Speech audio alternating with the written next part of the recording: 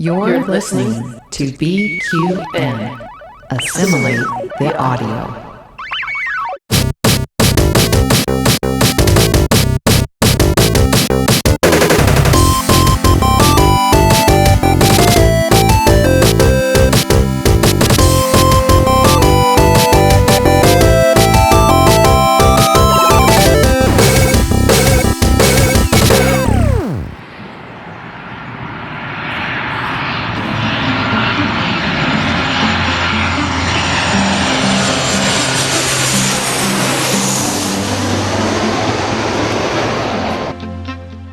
It is indeed true that I have not been around for a while because I have been traveling the world.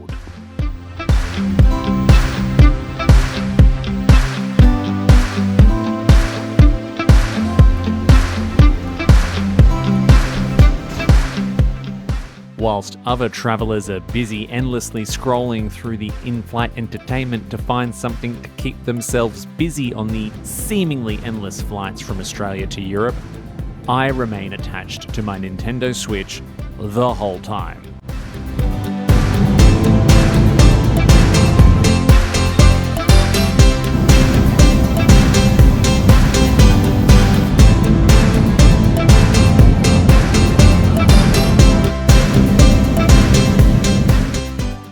Welcome to my first ever Bargain Bin Gamer Travel Special, where I highlight the games that kept me amused on my multiple 24-hour trips that I've taken of late. This is Flying High.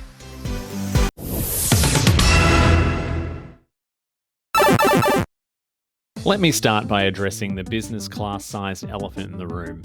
By that, I mean I will acknowledge that I am aware that I am flying up the pointy end of the plane while reviewing cheap video games. This, kids, is what happens when you do not pay full price as a gamer. You can afford to splurge elsewhere. I joke, of course. The conditions of this trip meant that someone else picked up the business class bill. Read into that what you will. Usually, I am one of the tin sardines crammed in between two strangers who have never heard of deodorant. However, being in the Qatar Airways Q Suite made spending over a full day inside planes super comfortable. We are lucky to have systems like the Switch and Steam Deck, which enable immersive gaming during travel. These allow people to load up games that keep their minds busy and alleviate the passing of time. My trip to London involved a 14-hour flight, a 3-hour layover, and another 8-hour flight. So selecting the correct list of games was crucial to my journey. I went through the Nintendo store, finding specials from various genres. I even browsed the airport duty-free, hoping to be surprised by a bargain title. Silly me, I forgot that airport duty-frees are a cruel joke, tricking travellers into spending money on shit they do not need whilst they are in holiday mode. Ultimately though, I opted to play two narrative and experience-driven games, whilst taking occasional breaks to do odd jobs in Animal Crossing and Stardew Valley. And now for the second game in my Traveller series, Inside.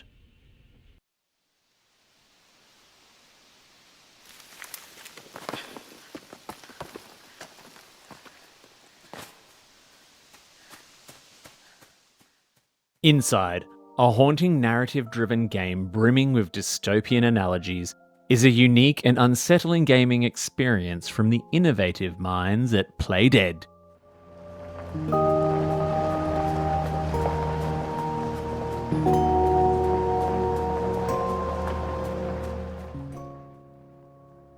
Originally released on the Xbox One in 2016 and subsequently ported to other platforms, Playdead, the masterminds behind the indie hit Limbo, unleashed their unsettling prowess once again with Inside.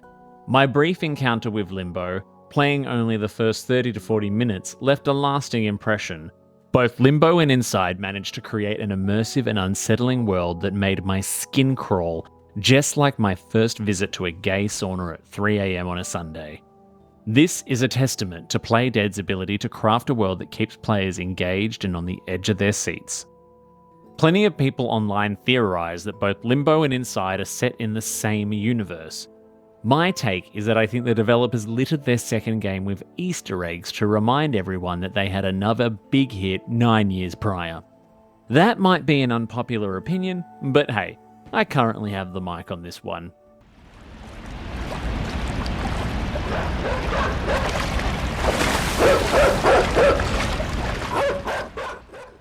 Both Limbo and Inside have plots and narratives that you, as the player, are meant to interpret.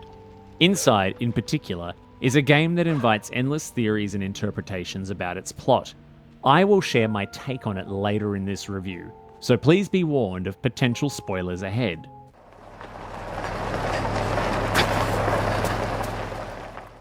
The open-ended nature of the game's plot, which is sure to keep you intrigued and engaged, is a key element that encourages players to delve deeper into the game's mysteries. Inside plunges you into the monochromatic nightmare of an unnamed protagonist, a young boy who desperately tries to escape masked men, mind-controlling pigs,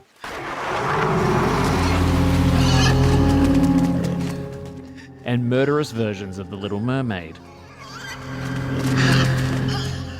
While it may seem pretentious at times, the use of black and white visuals is a masterstroke by Playdead. It creates an atmosphere that makes the player feel extremely uncomfortable and deeply immersed at the same time. The simple 2.5D visuals are a nice step up from the entire 2D presentation of Limbo, with mixed up perspectives increasing the weird existential horror vibe that the game has going for it. You also get a sense of size, scope, and a freakish emptiness of the world.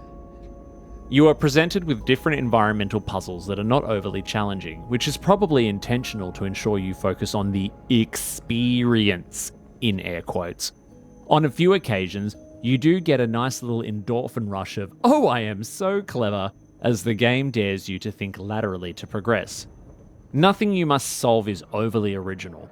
Moving things around to activate switches, rescuing enough people to help you remove a barrier, and so on.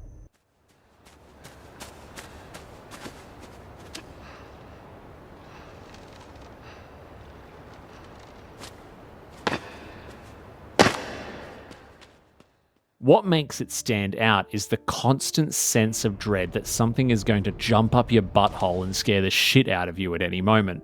There is very little in the way of an actual musical score, just lots of moody atmospheric noises and sound effects that increase in intensity to make your heart race at just the right moments.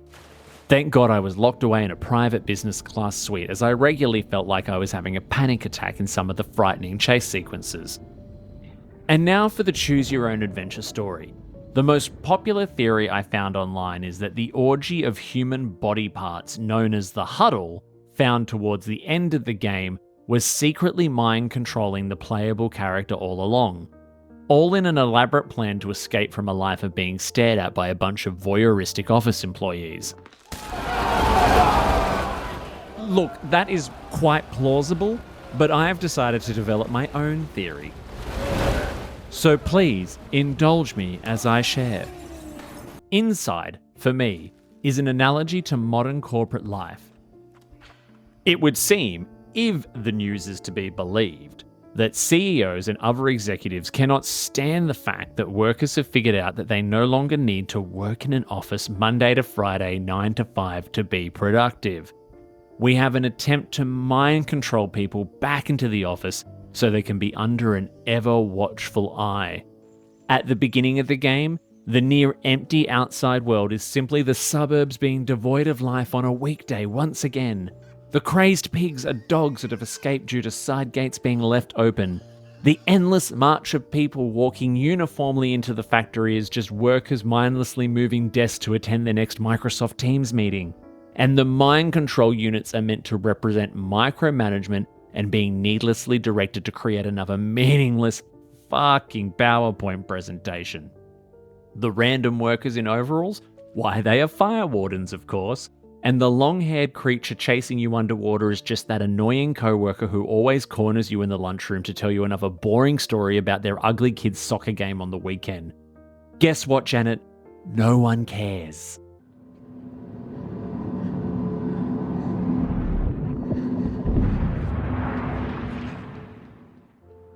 The levels where you outrun a shockwave represent trying to leave the office before a storm hits so you do not get wet on your way to the train station.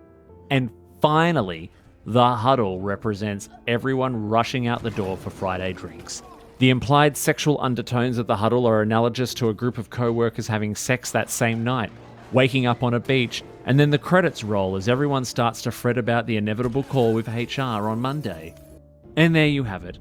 I present the story of Inside. Ultimately, I had a great time with this game.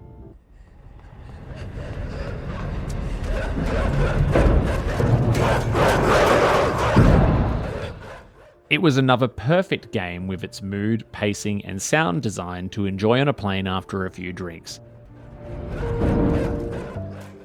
And its runtime of about 2 to 3 hours meant I could complete it on one flight, be completely distracted, and be a few hours closer to my destination. It is an older game, but a great one. Give it a go if you have not yet done so.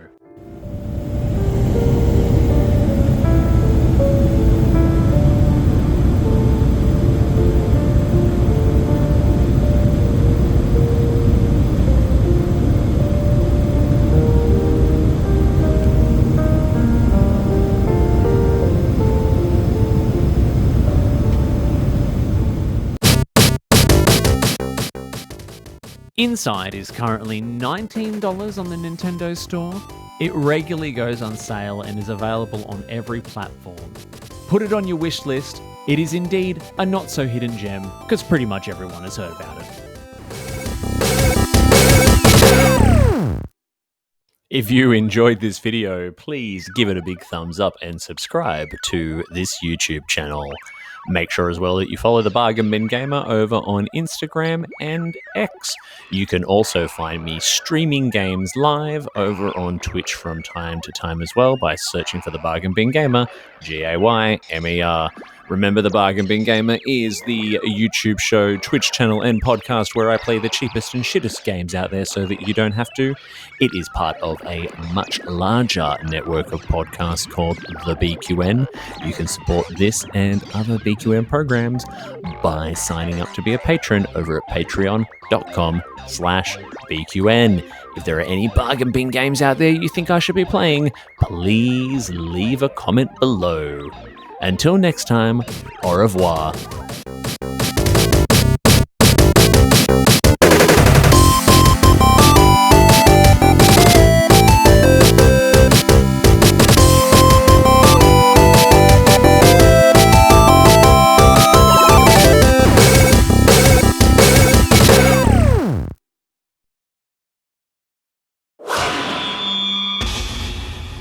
Double T Media.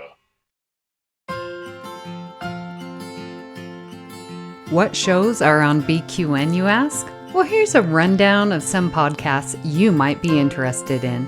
All Good Things, a Star Trek Universe podcast covering all of Trek, hosted by Amy, Mark, Christos, Kelvin, and Kristen.